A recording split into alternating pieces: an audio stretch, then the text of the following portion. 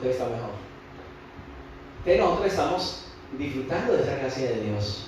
¿Y cómo saber que la estamos disfrutando? Pues porque estamos caminando en la gracia de Dios. Si alguno cae de la gracia de Dios es muy duro. Es alguien que ha fracasado. ¿A cuánto les gusta tener fracasos en la vida? O que lo vean como un fracasado. Venimos de ser fracasados, eso sí es verdad. Porque sin el Señor, cualquier individuo está en el fracaso. Pero ya teniéndolo a Él, tenemos esa victoria que Él ya nos dio, la victoria es nuestra. Poseemos la victoria del Señor. Amén. ¿Cuántos son victoriosos? Amén. Muy bien. Esto es lo que nos fundamenta. Ahora, la fe en el Señor se afianza cada día. Ya estamos. Se afianza cada día. Y se afianza en la medida que nosotros recibimos los principios de la palabra. Los principios de la palabra son permanentes y los principios de la palabra se aprenden secuencialmente. Las doctrinas bíblicas deberían aprenderse en forma sistemática para poder que un pasito a la vez vamos conociendo más de Dios, vamos conociendo esos principios y vamos caminando esos principios. Es similar. Y si usted mira, por ejemplo, el ministerio del Señor Jesucristo, cuando está en su enseñanza, el Señor Jesucristo empieza enseñando, por ejemplo, en el Sermón del Monte, donde en Mateo están compilados todo el Sermón del Monte, todos esos principios del reino de los cielos, y aprender de esos principios del reino de los cielos, pues nos da a nosotros una certeza en Dios, un entendimiento más claro de Dios. Lo mismo sucede en el Nuevo Testamento, en cada una de las cartas. Dios, a través de los apóstoles, fue enseñando a grupos de hermanos, a la iglesia del Señor que está ubicada en Éfeso, en Roma, en Corinto, etcétera, etcétera. Pero no es la iglesia allá y ya, sino que la escritura fue dada, inspirada por Dios, con un propósito, ¿cierto? Útil para enseñar, ¿para qué? Para instruir y corregir a todos nosotros. Entonces, es un proceso que Dios va llevando.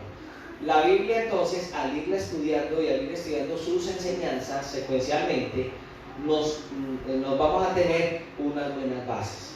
Por eso nosotros no somos una iglesia que depende de la época, enseñamos sobre la época. Entonces estamos en diciembre, Tutaina, Turuná, estamos en enero, entonces Año Nuevo y Vida Nueva y estamos en febrero y estamos en Semana Santa, entonces vamos a crucificar nuevamente al Señor y a estar ahí en esas cosas, y a medida que pues vamos viviendo de esta parte y vamos motivándonos y ayudándonos. Pues el Evangelio nos motiva, pero no es motivacional. Aunque el Evangelio nos ayuda, nos motiva y cada vez nos ayuda, sus principios son los que nos van a fortalecer y a enseñar a vivir la vida cristiana. Por eso debemos conocer los principios de la palabra del Señor.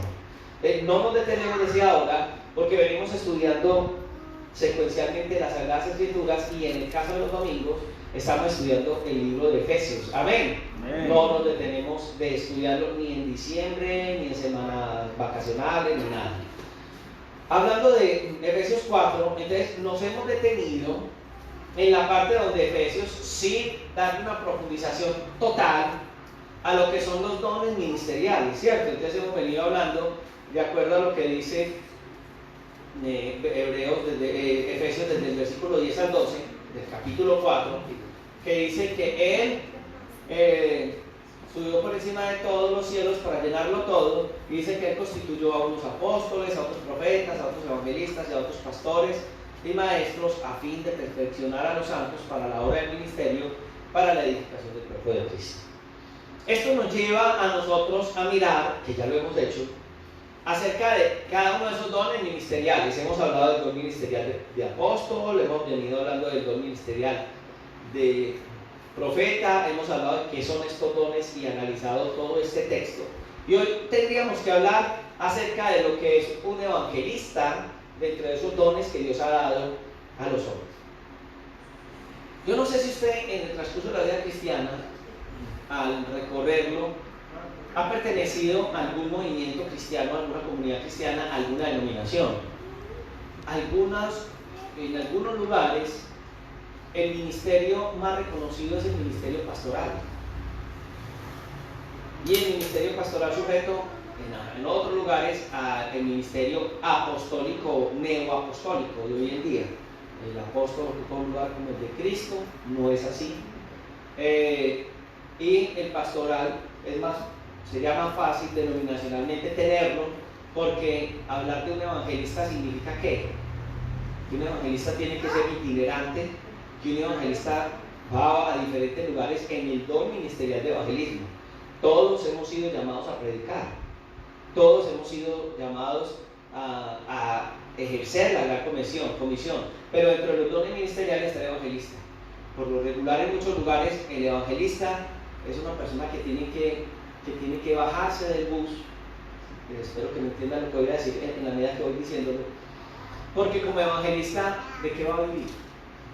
Pues el evangelista tiene que estar en la iglesia, pastorear una iglesia si tiene ministerio, y de vez en cuando salir y hacer campañas evangelísticas. Eso es lo que conocemos como un evangelista. Usted, hermano evangelista, pues tiene una iglesia, predica en la iglesia y sale y predica por allá y el Señor lo usa lo más de bueno y hay sanidades y cosas, y para poder vivir entonces hay que volver a la iglesia que el pastor era para hacerlo. Una ilustración que más me ha llamado la atención en todo el tiempo que conozco acerca del ministerio es la que nos dio en algún momento el evangelista Jorge Rasky. Jorge Rasky es un evangelista que ha andado por todo el mundo, que ha tenido papeles por todo el mundo. Todavía el hermano Jorge existe y tiene un ministerio a nivel mundial. Se me va el nombre del ministerio Jorge Rasky. Él pertenece a una denominación cristiana llamada las Asambleas de Dios, o el Concilio de las Asambleas de Dios. Resulta que en algún momento en su trabajo, en su administración, hubo una iglesia, creo que fue en Puerto Rico, que quedó sin pastor. Entonces la denominación, viendo que Jorge Rasky, no sé si usted haya oído hablar de él, viajaba, los venezolanos sí lo conocen más porque él iba mucho a Venezuela y todo lo que Dios profetizó a través de él se cumplió. Todas las profecías que yo he escuchado de él para Colombia, para Venezuela, para Nicaragua, se cumplieron. No porque él lo diga, él era yo les decía en la ocasión pasada, que él es un evangelista, pero el Señor lo usa proféticamente. Y en esa parte profética, el conocer la escritura y entender cuándo Dios va a aplicar la escatología bíblica en diferentes lugares. Me llamó mucho la atención porque siendo tan conocido y popular, y una persona que cuando llegaba a estadios, llenaba estadios, 60,000 personas, no sé cuántos miles, y Dios hacía sanidades y milagros, pero él reconocía que aunque el Señor le usaba proféticamente en ese mensaje así, él era evangelista. Y la misión decide dejarle una iglesia, creo que era de 300 miembros, al hermano, y él le dijo, bueno, yo estoy ahí mientras consigue pastor. El día que haya pastor me voy. Pero la misión se acomodó porque era un hombre de reconocimiento, de renombre, entonces dejémoslo ahí. Transcurrió un tiempo no muy largo y él que llama la misión y dijo, bueno, no van a mandar pastor, les tengo malas noticias, de los 300 que había ya no hay sino 50. ¿Cómo así? ¿Asesinó la iglesia? No, yo soy evangelista. El Señor me manda a dar garrote venteado, me manda a predicar desde cada 8 días. Y fuera de eso, a dar un mensaje de exhortación, pero también un mensaje más evangelístico. Entonces la iglesia, cuando tiene un pastor evangelístico, es ese pastor que siempre predica el mensaje de salvación para el nuevo convertido. Entonces la gente se aburre de que no va a avanzar en la escritura, en otras cosas, sino que todo el mensaje es más para algunos superficial, no superficial, sino que hay gente que Dios ha llamado a la labor evangelística y tienen un mensaje que impacta a las gentes, los trae al Señor y ya de ahí para adelante entonces el Señor tiene que edificar la iglesia y Dios va a utilizar pastores.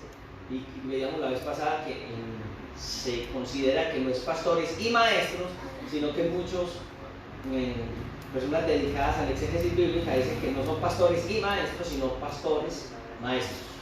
O sea, pastores que enseñan, y que la enseñanza del pastor no es ese hombre tan carismático, así como tipo Hollywood, sino que es un pastor que va a formar a la gente a través de principios de la palabra de Dios. Es más, es como un pastor maestro.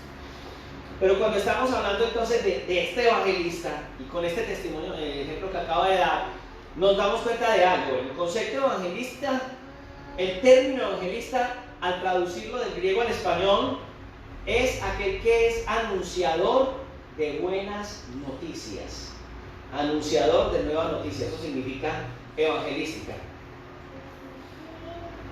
Este don evangelístico tenemos que entender que ha tenido en las personas conceptos raros. Ya nos damos cuenta que el evangelista tiene una labor más hacia afuera. El evangelista no hace la labor de fundar iglesias o la labor misionera, o como lo veíamos en la ocasión pasada, apostólica, sino que porque no ni funda ni establece iglesias como lo hace el pastor.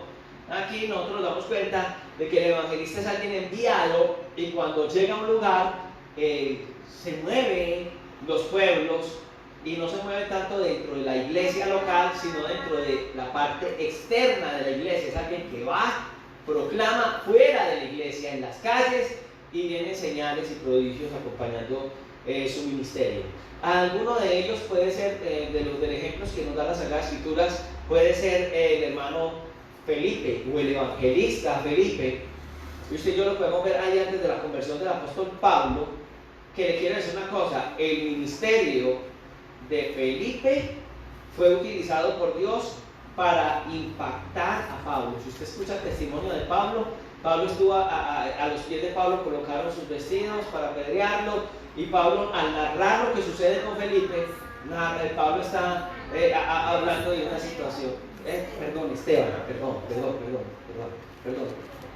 Pablo está hablando de este hombre que, aunque en la iglesia ejerció como diácono, nosotros lo podemos ver que salió y que predicó el evangelio, porque había también en él estaba el don ministerial, evangelista, pero en la iglesia era diácono. ¿Por qué hago esta diferencia? Porque habrán evangelistas que han de salir a predicar continuamente, y la labor no es dentro de la iglesia.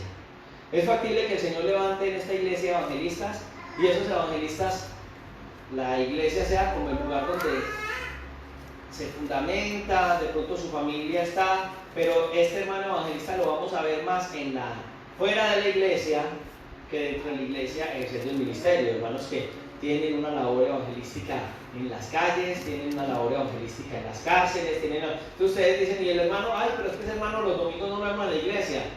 El Señor lo está usando en las cárceles, y los domingos es el día que ellos van a las cárceles, por ejemplo. Entonces no hay ningún problema, el Señor está haciendo la obra en él. Amén. Entonces vamos a mirar casos como el de este hombre, que era diácono, pero que tenía un don ministerial de evangelista. Estamos viéndolo entonces en este caso, ¿cierto? Ahora, si nos vamos para no en el capítulo 5 y 6, sino en el capítulo 8 del libro de Hechos de los Apóstoles, vamos a mirar varios aspectos en Felipe. Ahora sí vamos con Felipe, ¿cierto? Muy bien. Entonces dice que Felipe descendió a la ciudad de Samaria, capítulo 8, versículo 5, y les predicaba a Cristo. Dice que la gente unánime escuchaba atentamente las cosas que decía Felipe, oyendo y viendo las señales que hacía. Mire que predicaba y venían las señales. Estas señales seguirán a los que creen en mi nombre de X. Y entonces dice que la gente lo escuchaba unánimemente, y dice: porque de muchos que tenían espíritus inmundos salían estos dando grandes voces, y muchos paralíticos y cojos que recibían. Muy bien. Así que había gran gozo en aquella ciudad. Pero había un hombre llamado Simón, que antes ejercía la magia en aquella ciudad, y había engañado a la gente de Samaria, haciéndose pasar por algo grande. A este oían atentamente todos, desde el más pequeño hasta el más grande, diciendo: este es el gran poder de Dios. Y estaban atentos, porque con sus artes mágicas hacía engaños por mucho tiempo. Pero cuando creyeron a Felipe, que anunciaba el evangelio, o sea, el evangelio que anunciaba Felipe del reino de Dios y el nombre de Jesucristo, se bautizaban hombres y mujeres. También creyó Simón, y habiéndose bautizado estaba siempre con Felipe, viendo las señales y grandes milagros que hacía. Estaban entonces atónitos. Cuando los apóstoles que estaban en Jerusalén oyeron que Samaria había recibido la palabra de Dios, enviaron a quienes, los cuales habiendo venido y orando por ellos para que recibiesen el Espíritu Santo, porque aún no había descendido sobre ninguno de ellos, sino que solamente habían sido bautizados en el nombre de Jesús. Entonces les imponían las manos y recibían el Espíritu Santo. Cuando vio Simón que por la imposición de las manos de los apóstoles se da el Espíritu Santo, bueno, él ya ofrece todo esto y ya vamos a mirar lo que sucede con este hombre. Pero entonces aquí estamos mirando una posición, y la posición es: Felipe predica y sucede una cosa terrible en aquel lugar. Los apóstoles ven la necesidad entonces de ¿qué?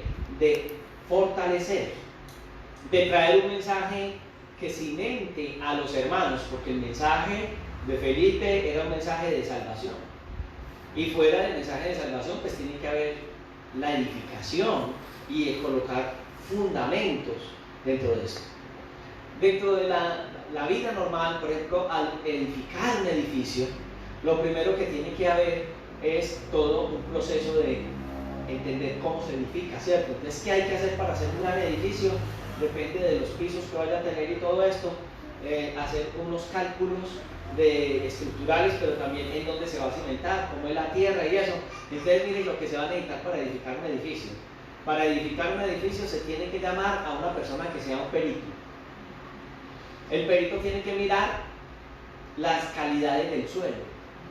Entonces empieza a trabajar un ingeniero con él, y el ingeniero empieza a mirar de acuerdo a la calidad del suelo cómo deben ser las bases del edificio. El ingeniero sin estudio de suelos no puede hacer cálculos estructurales. Él necesita entonces de aquellos que miran cómo está la estructura del piso para poder empezar a cimentar por encima. Estamos viendo que no solamente es el ingeniero, él va a necesitar de estos peritos que van a tener esa parte. Ya cuando se empieza el proceso el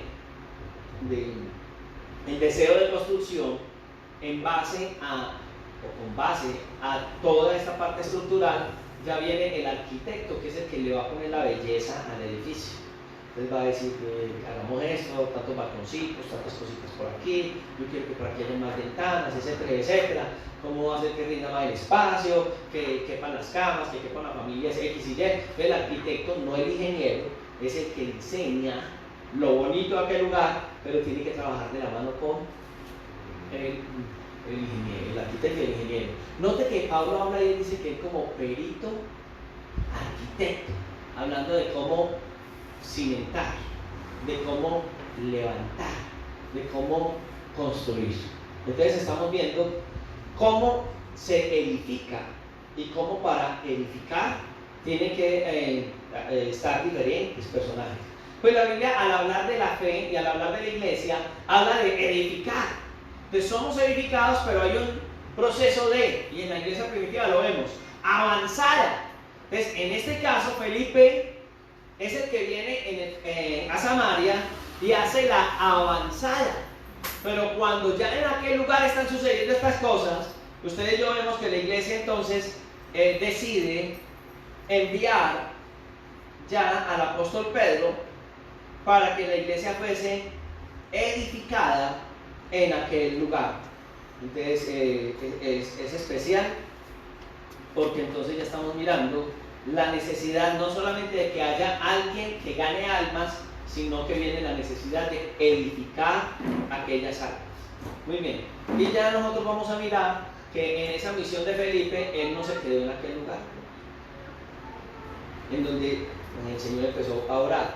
Ya dice la Sagrada Escritura, el versículo 25 en adelante, 26, que un ángel del Señor le habla a Felipe y le dice: levántate y ve hacia el sur por el camino que desciende de Jerusalén a Gaza, el cual es desierto. Entonces él va y se levanta, y ya caminando se encuentra con este eunuco que era etíope, y ya el Señor le permite. Él venía leyendo a Isaías, él no entendía, él era un prosélito, o sea, alguien que era de otra nación, pero que había aceptado la religión judaica, o sea, el Antiguo Testamento de los judíos. Entonces, muy factiblemente se había, aunque era eunuco, se había aceptado todos los requisitos que se dan en el Antiguo Testamento, que era, por ejemplo, circuncidarse, venir cada tanto tiempo a Jerusalén, etcétera, y descendía de Jerusalén de ir a adorar. Ellos no podían entrar al templo, ya hemos hablado de eso, que era desde el patio, que asistían al culto porque no eran puros judíos y que no podían contaminar el templo. Tremendo. Lo que pasa con Pablo y Timoteo, que si usted se acuerda, para predicar en la iglesia tuvo Pablo que hacer que Timoteo se circuncidara para poder entrar a la sinagoga o al templo. Entonces ya en estas circunstancias nos damos cuenta de que hay un ministerio en la iglesia primitiva que se está desarrollando y que ellos entendían cómo era el trabajo que se debía de hacer. Lo decimos porque normalmente en las iglesias hay una mala función en el crecimiento de la obra del Señor. ¿Por qué una mala función? La iglesia se ve por parte del Señor como un rebaño. Entonces, este es el rebaño del Señor. Y en el rebaño del Señor hay ovejas. Y en el rebaño del Señor hay pastores. Normalmente en las iglesias uno nota que la gente está esperando que el pastor haga la labor evangelística. Entonces la gente espera que el primero que salga a evangelizar es el pastor. Y un pastor lo puede hacer. Pero una iglesia donde si no sale el pastor, no sale la iglesia, es una iglesia que no entiende los dones ministeriales. Porque quien es llamada a anunciar el evangelio somos todos. Hay evangelistas que pueden ir a un lugar y comenzar la obra del Señor y sentir la carga del Señor y él sale. Y es enviado. Y no necesita ir con 20 personas o 30 detrás. Es alguien que Dios le lleva. Bien, que no necesita tampoco tener ni cámaras de televisión, ni seguidores, ni nada, sino que es un evangelista que va y predica y gana almas. Y a donde llega el Señor le da, lo dota de la autoridad de Dios, se dan sanidades, se dan milagros, etcétera, y etcétera, y eso se va por ese lado. Por otro lado, entonces estamos observando también que en el caso de la iglesia entonces es la que, como un rebaño, en el rebaño yo nunca he visto un pastor pariendo ovejas, en un rebaño natural. ¿Alguien ha visto un pastor pariendo ovejas, un pastor humano pariendo ovejas? En un rebaño, ¿quién pare las ovejas? El mismo rebaño se reproduce. Amén. Es el rebaño, es el llamado a ganar almas. Amén. Amén. Gracias por esos 5 hermanos. Dios les bendiga bastante. ¿O no? ¿O amén todos? Amén. Sí, estamos distraídos. Muy bien. Entonces, aquí estamos notando que nos está la palabra guiando y que cuando en Efesios se habla de estos 5 dones ministeriales, después voy a hablar directamente a la iglesia, pero estamos hablando de personajes como Felipe, que viene a este lugar, predica, vienen entonces en la iglesia de Jerusalén, ya manda a cimentar la iglesia que está en Samaria, y entonces este hombre es llevado por el Señor a predicarle a este hombre, a este etíope, para traerlo a los caminos del Señor.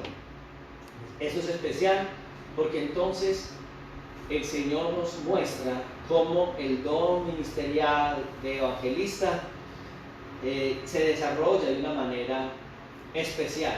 Esa es la naturaleza del evangelista. Entonces, cuando alguien dice, bueno, y si un pastor es pastor evangelista, es factible que no lo sea.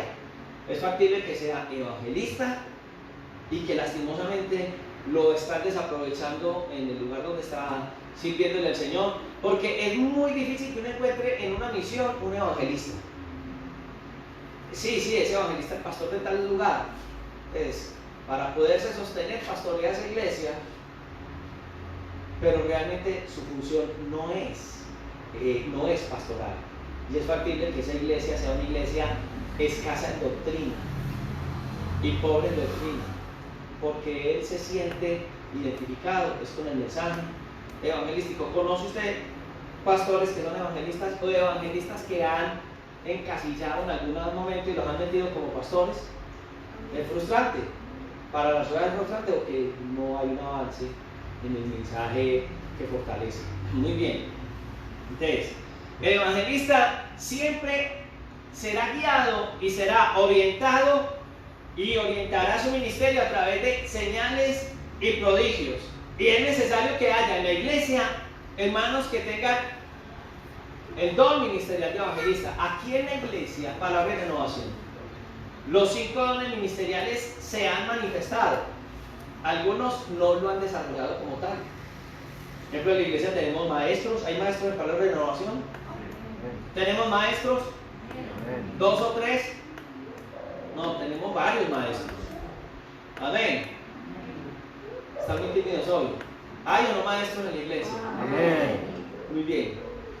Se han de levantar pastores. Yo creo que hay pastores también entre el pueblo que se está formando. Habrán evangelistas en palabra de renovación. No estoy hablando de la labor de evangelismo que hace la iglesia. Estoy hablando de evangelistas. Gente que tiene pasión por las almas y que saben que Dios les ha llamado a esto y tienen el don ministerial de evangelistas. Amén. Amén. Y hay profetas en la iglesia, sí, hermanos, que disciernen la escritura, que la entienden, que entienden los tiempos y que son esa voz de Dios para lo que se está viviendo hoy y para lo que se va a vivir. Es algo que se da en la iglesia. Amén. Entonces, la iglesia no es edificada sobre el fundamento del evangelista. La iglesia es edificada bajo el fundamento que ya Dios colocó en la palabra y que utilizó a los profetas y pastores de la Biblia. Perdónenme que llegue ahí porque es que hay mucha gente que dice que hoy nos edificamos bajo el fundamento de los pseudoapóstoles modernos y pseudoprofetas modernos. No, cuando habla la Biblia que seamos edificados por allá en Efesios 2:20 sobre el fundamento es sobre los apóstoles, y acuérdense que hay una palabra muy diferente entre apóstolos y apostelos, que significa apóstoles del Señor Jesús, los 12, y los otros que llegaron como Bernabé y etcétera, que entre ellos también estaba Junias, una mujer que era utilizada por Dios dentro de ganar almas y etcétera, y abrir obras y ser misionera. Entonces ya es ese concepto. Pero entonces cuando dice que nos fundamentemos en el fundamento que ya Dios lo colocó a través de la profecía que traían estos profetas y de los apóstoles, pero estamos hablando de los primeros, o sea, lo que ya está escrito en las Sagradas Escrituras. Muy bien, entonces nos fundamentamos en esta escritura. Y el fundamento de la escritura lo va a dar el Señor, como lo acabamos de ver en Hechos, a través de quienes vienen a establecer la obra del Señor y a consolidarnos con estos principios de fe en las Sagradas Escrituras.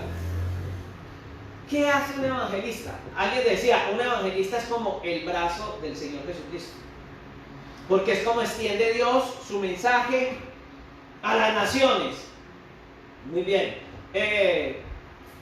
El resultado o el fruto del trabajo evangelístico se ha de dar en la iglesia. Y yo quiero detenerme para que piense usted en algo. Yo no sé si usted nota esas grandes campañas evangelísticas que hoy se dan en el mundo. ¿Ha escuchado usted de campañas evangelísticas? Que un evangelista llegó a Medellín y predicó y se ganó 60.000 almas.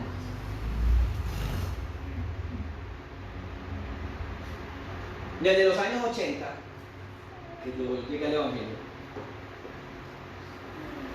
hasta nuestros días, por los 80, hasta nuestros días, siempre he escuchado de campañas en Medellín y que 60.000, que, bueno, últimamente no se da tanto, porque ya llegaron los fenómenos de las iglesias dominionistas, entonces ellas tienen su propia forma de crecer, entonces es un poco más complicado que en ciudades como Medellín se unan todas las iglesias en el Coliseo, en el estadio y ganen almas.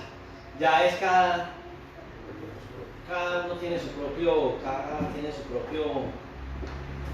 ¿qué se puede decir? Su propio territorio, ¿verdad?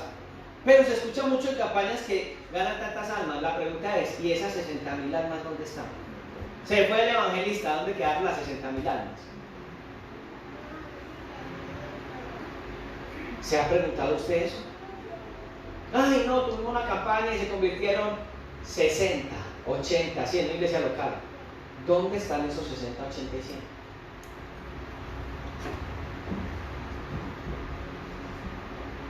¿Algunos saben? ¿Volvieron a tomar licor en el Parque Bolívar? ¿O a fumar de aquello? ¿Volvieron a las drogas o volvieron a su vida licenciosa? ¿Por qué? Porque la conversión verdadera no se va a dar si la persona no va a ser cimentada, si la persona no puede ser fundamentada. Entonces, detrás del trabajo evangelístico tiene que venir un trabajo de formación, el trabajo de los ministerios, lo que hablamos ahora de la construcción de un edificio. Tiene que venir entonces planeación, empezar a hacer la construcción y tiene que haber una gran cantidad de obreros. Amén. Los obreros, ¿qué es lo que hacen en un edificio? Son importantes. Por lo regular en un edificio, usted va a ver que para hacer los cimientos del edificio, usted ve que abren el edificio y pasan meses y no se ve nada, como que metiendo unas máquinas con unos huecos. Y por lo regular estos muchachos que vienen de Urabá, de mediana estatura, así chiquitos, bien negritos, son los que dan.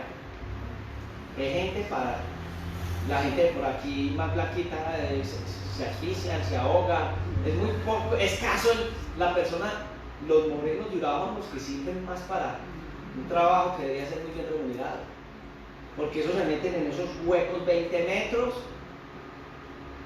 para poder varilla y concreto. Y usted durante los primeros meses, usted ve que solamente sacan tierra y tierra, pero usted no ve sino huecos. ¿Qué tal que no estuvieran estos muchachos que trabajan eso? ¿Cómo se llaman ellos? Ellos tienen un nombre, no sé si... ¿Los qué? Los topos. Eso, que son así como el tamaño de Anderson, grandotes, gruesos. Tienen que ser muy, muy bien alimentados, porque es que el trabajo es muy duro. Como los mineros, es muy duro. Es un trabajo pesado. Felicitación a los que lo hacen. Si alguien me está viendo y es un topo, felicitaciones. Y en una obra son necesarios, porque ellos están colocando el fundamento. ¿Qué tal que ellos coloquen mal el hierro? O hacen mal. Entonces se necesita dentro de eso. Ellos son los más importantes, porque lo que se haga de ahí para arriba es fácil. Lo más importante son las bases. Entonces, las bases de la iglesia son importantes. Y el don ministerial de pastor y maestro, con el sentido de formar la iglesia, es importante, porque después de que uno tenga buenas bases en la fe, es muy difícil que a uno lo doble, que a uno lo volteen, y que una doctrina de error sea capaz de entrar a la persona. Cuando uno ve personas que caminaron en la fe y hoy andan por allá, que son testigos de Barrabás, o que son solitarios, o que están por allá, se quedaron en el séptimo día, o que están, dice, Dios mío, esta gente no tuvo fundamento. No tuvo fundamento. Entonces, hay un trabajo evangelístico importante, pero no se puede quedar ahí. Es la avanzada. Es la avanzada. Pero ya teniendo el lugar, teniendo los cálculos, teniendo los planos, teniendo planos estructurales y planos, los otros que son bonitos, los del arquitectónicos, tienen que venir los topos, los pastores, los maestros, a cimentar y a empezar a darle crecimiento. Hablemos de los topos, de los pastores. La palabra pastor viene de la palabra griega poimen. Y por ahí hay una editorial cristiana que llama poema, que significa formar, como pastorear o dar muy buena formación a las personas que leen estos libros, ¿cierto? Muy bien. Entonces, el pastor es el que alimenta, el que cuida el rebaño, que es de Dios, que no es del pastor. Entonces, no es mi iglesia, la iglesia del Señor que me permite pastorear, como muy bien lo decía mi hermana al orar por la ofrenda, ¿cierto? Es la iglesia del Señor, no del pastor. Y entonces, el ministerio del pastor es muy parecido a lo que antiguamente se conocía como los ancianos. El término anciano no es solo de la iglesia. Los ancianos del Antiguo Testamento eran los señores que se hacían en las puertas de la ciudad, y las ciudades eran amuralladas. Entonces, para entrar a la ciudad tenían que, en tiempo de guerra todo era amurallado, los soldados estaban pendientes, pero normalmente había un anciano a la puerta de la ciudad que era el sabio, o el filósofo, etc. Y él tenía seguidores. Entonces la gente seguía porque ellos eran los que se encargaban de hablar de todo lo que había sucedido, contaban las historias, contaban la razón de ser de esa ciudad, cómo fue fundada, para qué, etc. Entonces, los pastores, se parece un poquito el ministerio pastoral al de ancianos. De hecho, hay iglesias que dicen que no tienen pastores sino ancianos. Error. aunque es parecido el ministerio, los pastores tienen un fundamento, no de la iglesia también lo tiene. Aquí en la iglesia decimos los ancianos y hay gente hasta joven, pero con mucho conocimiento bíblico. Entonces, ese es un anciano dentro del concepto bíblico. Pero el pastor está haciendo una labor que el Señor le ha hallado a nivel general de la iglesia y se apoya en los ancianos de la iglesia. Que los ancianos son los que tienen conocimiento de la escritura, han sido formados al lado del pastor, y que ellos van a estar en la iglesia para ayudar a los nuevos.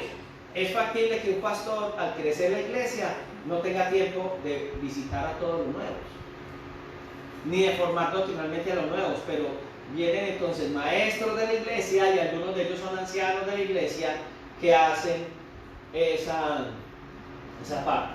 Entonces, en el caso del pastor, hay unos requisitos que la Biblia va a colocar, no me voy a detener en ellos, ya hemos hablado de eso en alguna ocasión, pero es el que tiene y posee la personalidad para poder decir sí o no. También tiene un ministerio compasivo, amoroso, sacrificial, y debe tener el arte de educar para poderlo hacer. Entonces, cuando tenemos la iglesia ancianos, estamos hablando de aquellos que son paternales, con ciertas cualidades que también la Biblia lo dice en Timoteo y Tito. Y también el anciano apoya al pastor dentro de alimentar la grey de Dios, como lo enseña por allá Hechos capítulo 20, versículo 28. La labor del anciano es dentro de la iglesia, la labor específica dentro de la iglesia. La labor del pastor es dentro de todo el cuerpo de Cristo, y el pastor podría formar dentro de lo que es la iglesia del Señor, no iglesia, sino estoy hablando como en general la iglesia del Señor, para poder orientar la iglesia del Señor. El anciano no, el anciano siempre está ahí en la iglesia local, está ahí para fortalecer la iglesia que el Señor tiene, y es factible que dentro de la iglesia hay muchas funciones, ¿cierto? En hogares, etcétera, que el anciano va a hacer. Uno mira en la Biblia entonces que personajes como Timoteo, personajes como Tito, tienen el don pastoral. Eran ministros jóvenes, y al ser ministros jóvenes, nosotros vamos a mirar que el apóstol Pablo era el tutor o supervisor de Timoteo y de Tito para poderlo hacer. Aún por allá en Tito capítulo 1:5 estamos viendo que a través del apóstol el Señor está guiándoles a ellos que constituyan al lado de ellos ancianos. Entonces es algo muy especial. En la Biblia también hay alguna palabra que puede significar al pastor, verlo como un anciano dentro de la iglesia. Por ejemplo, en 1 Pedro 5:1, el mismo apóstol Pedro reclama ser un anciano, o sea, alguien que forma dentro de la iglesia. Muy bien. Y es muy importante que en la iglesia nosotros tengamos ancianos. No estoy hablando de viejitos, que también es importante que en la iglesia vayan viejitos. De hecho, más de uno de nosotros ya vamos para allá. Y le digo una cosa, algunos de nosotros todavía nos consideramos peladitos. Yo todavía me considero alguien que juega bolitas, que no sé qué, que todavía me veo por allá como con la edad de Simón, la edad de esos peladitos. Porque la vida no le corre así ya. O no, parece que fue ayer. La vida corre muy rápido. Jóvenes, la vida les va a correr muy rápido, aprovechen el momento. Amén. Ya, por ejemplo, muchachos como David, que están ahí como entre los 30, 28, 28 años, ya están sintiendo que la juventud se va muy rápido. Porque ya a los 30, o que uno es joven, uno dice, ay, ¿qué pasó? Pero tan rápido, si ayer estaba jugando bolas. En el caso de él, ayer estaba ayudando a Alfredo allá en el taller y recibiéndole los regaños. ¿Qué me coges allá? No me mueve la moto, no me mueve tal cosa. Ayer, no me acuerdo que fue ayer. Sí, ayer hace 20 años. No, muy bien. Ahora, hay otro don ministerial que es el de maestro. Para hablar de esos 5 dones ministeriales que Dios dio a la iglesia, ¿cierto? La palabra griega de maestro es didascalos. El término es instructor. Entonces, el maestro en la iglesia es un instructor. Amén. Hay una traducción que es la de la Biblia española, que no le llama doctor, no le llama maestro, perdón, le llama doctor. Entonces dice que en la iglesia hay doctores. Ese término doctor, todo el mundo quiere tenerlo porque es que doctor. ¿Ah? Claro, por allá hay un congresista, que fue presidente del Congreso, que le descubrieron que es bachiller nomás. El único bachiller en Colombia que gana 35 millones de pesos. Pero a él le dicen doctor. Y como doctor se le dice a cualquiera. Dicen en la calle. Pero realmente un doctor es doctor. Imagínense que un médico no es doctor. Y usted al médico le dice, doctor, me vaya aquí, doctor, sí, doctor. Bueno, doctor, doctor. Y el médico se burla de usted. Pobre tonto, yo no soy doctor porque no tengo doctorado. Es un médico. El doctor es el que tiene doctorado. Entonces hay doctorado en educación, doctorado en medicina, doctorados en teología, pero el doctor realmente es el que tiene el doctorado. Yo nunca le digo al médico doctor porque él mismo dice que ignorante es esta persona, no tiene formación académica. Porque alguien con formación académica nunca le dirá doctor a un médico. Como nunca un cristiano le dirá padre a un cura. Porque él solo padre que Dios. Le dirá sacerdote. Muy bien. Entonces, en el caso de los maestros que el Señor habla, a estos sí los llama doctores. La traducción pues, pero realmente son maestros. Dejémoslo así porque es que ese término doctorado, si a veces el término líder, además yo no lo subo a un punto de que yo ya soy el líder. Y si es el líder encargado de los líderes, entonces yo ya soy el líder de líderes. Carnet, líder de líderes, rey de reyes. El líder de líderes debe ser el más humilde. Sí, debe tener carácter, cualquiera no lo voltea, pero debe ser humilde, amoroso, tierno, compasivo y hasta comprensivo. Muy bien. Entonces, el maestro dentro de la formación, y que ya lo hemos visto, va muy unido al pastor. Entonces, es factible que un pastor sea pastor maestro, como algunos teólogos lo dicen. Muy bien. Decía, él constituyó algunos maestros pastores, no maestros y pastores, sino que una traducción dice maestros pastores. O sea que el objetivo es formar, el objetivo es enseñar, el objetivo es impartir principios. Muy bien, está bien. Ahora, aunque nosotros en el caso de la iglesia local necesitamos entender que toda la gente de la iglesia ha de ser formada. Hay dos tipos de personas que vienen a la iglesia. Las personas que vienen y son turistas y las personas que vienen y son simpatizantes. ¿Cuál es el simpatizante? El dominguero. El que no se involucra en la formación, el que nunca estuvo doctrinalmente formado. ¿Cómo se da cuenta uno que la gente no está formada? Porque no guarda principios de la palabra, porque no apoya la obra del Señor, no diezma, no ofrenda, no es una persona que no tiene información. Y lastimosamente en las iglesias a veces se les da cargo a una persona que es irresponsable en sus finanzas. Entonces no tiene carga por la obra del Señor y está aquí en el liderazgo. La persona no puede estar en el liderazgo de una iglesia, porque no entiende los principios, por ejemplo, de mayordomía. Y si no se ama a sí misma esa persona, porque la crisis económica que puede vivir es la raíz de su desorden en el conocimiento, es porque no quiere ser formado. Personas que no estuvieron nunca en un discipulado, que no entienden la doctrina, no la entienden. Y entender de la doctrina es entender de muchas cosas de la Biblia. Amén. No es que a mí me dieron 20 clasecitas, 24 clasecitas, y usted no ha visto que la mayoría de las clasecitas que dan por ahí son que es que las 24 doctrinas de la Biblia, ¿cuáles son? La iglesia como cuerpo de Cristo, y que asiste a la iglesia. Hablar acerca de diezmos y ofrendas. Hablar acerca de, o sea, todo lo que lo amarre a la concesión de un grupo y ya, pero no se habla acerca de salvación, imputación, adopción, regeneración, predestinación. ¿Y pastor qué es eso? Las doctrinas de la salvación. No sé cuántas doctrinas hay de la salvación. La salvación, hay por ahí de 12 a 16 doctrinas que tienen que ver con la salvación. Ay, esas palabras tan raras yo nunca las había escuchado. Usted nunca fue doctrinado. Porque hay que inquirir en las cosas que tienen que ver con la salvación. Por eso, al no tener formación, uno ve que la gente no tiene unos hogares estables. No se sabe criar los hijos. No sucede lo que está. Yo subí algo a las redes, ¿vale? Miren en el Facebook que subimos de la nueva, los mini, los jóvenes que son mini. Ni les gusta estudiar, ni les gusta comprometerse, ni les gusta. Son mini.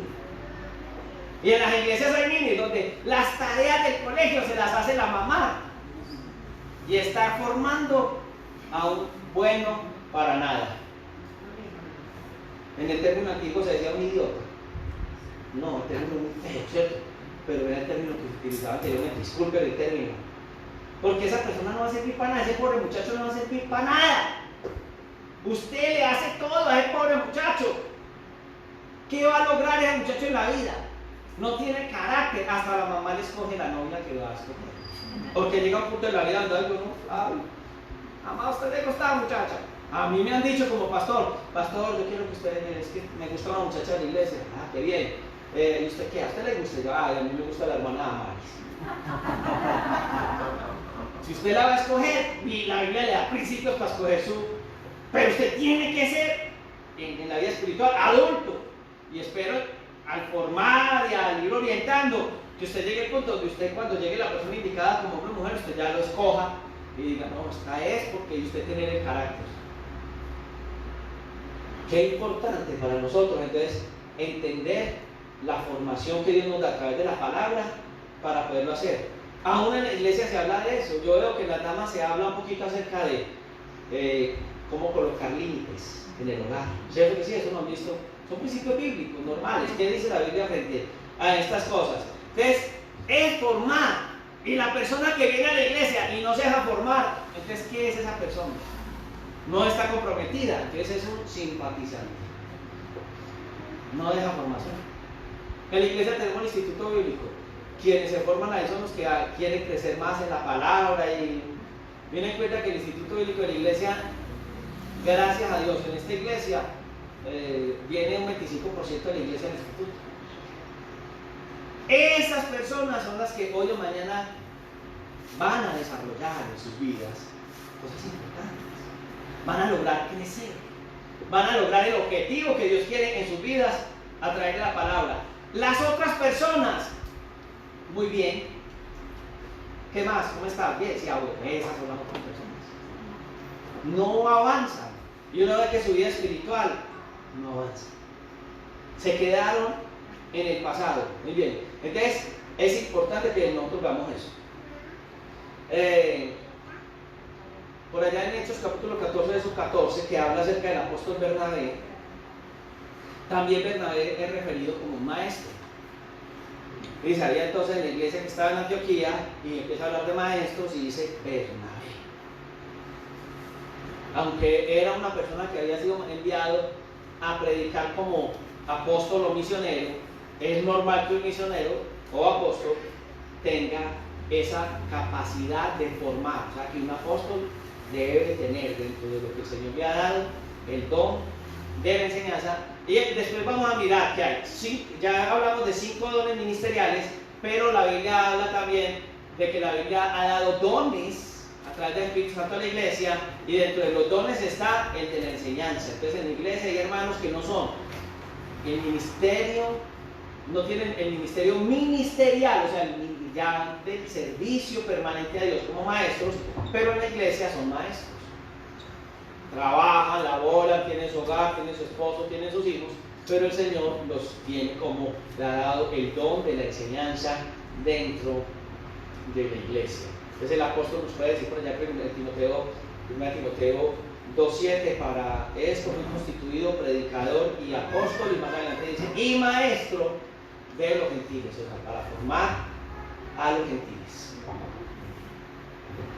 Quiero hacer solamente una introducción a lo que vamos a empezar a hablar acerca de la iglesia. en ese llamado que Dios hace a hermanos de la iglesia. Estamos empezando un nuevo año. Yo no sé usted qué hace los primeros días de los años en el Señor. Si usted se ha detenido y le ha dicho al Señor, Señor, regálame. Por allá hasta la gente del mundo dice año nuevo, vida nueva. Pero nosotros a veces no pensamos en eso y decimos, aquí sigo yo, otro año más. Otro año que va a pasar. Ya viene el 2020, estamos en el 2021. ¿Qué piensa usted para este año? ¿Está usted dispuesto a escuchar la voz de Dios a su vida?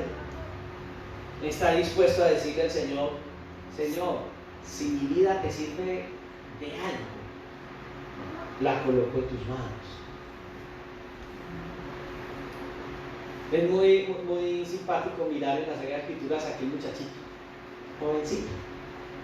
Tenía unos cuantos peces y unos cuantos panes. Y el Señor usaba esos poquitos peces y esos poquitos panes para alimentar más de 5,000, porque eran 5,000 hombres sin contar las mujeres y los niños. ¿Cómo Dios puede utilizar al más débil? En semanas anteriores hemos hablado mucho del ministerio. Les hablaba que cuando el Señor me llamó a mí, yo era el de la iglesia el más tímido, me temblaban las rodillas así, no tenía la capacidad de la oratoria. Yo creo que todavía me falta mucho, pero en ese entonces me faltaba mucho más. Y entonces para hablar gagueaba y se me perdía el tema. Y, no, eso no era lo mío.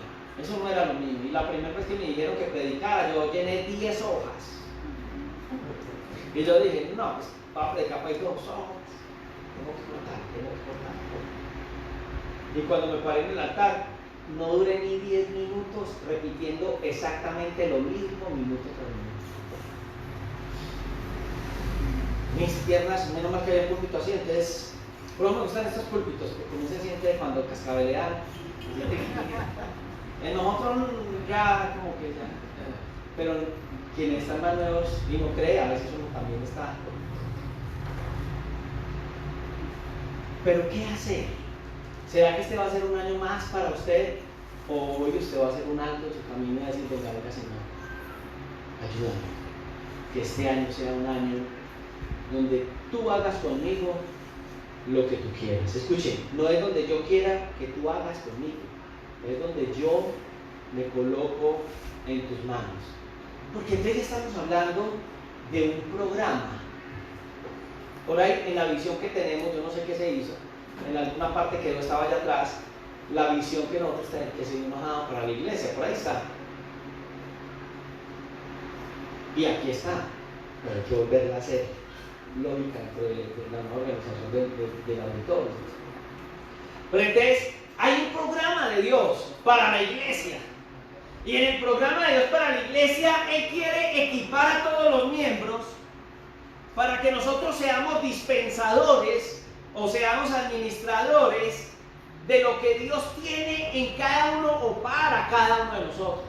Recuerde que Dios, a través de que nos está hablando en Efesios, de que Dios da dones ministeriales o de servicio, y también tendríamos que hablar de dones de liderazgo, para que dentro de la iglesia nosotros podamos cumplir lo que dice la Escritura, que es equipar a los miembros de la iglesia para que seamos buenos dispensadores, si podemos decir de esa manera, de la obra del Señor. Todos en la iglesia estamos llamados para hacer algo. Pregúntese a sí mismo, ¿y yo qué hago en esta iglesia?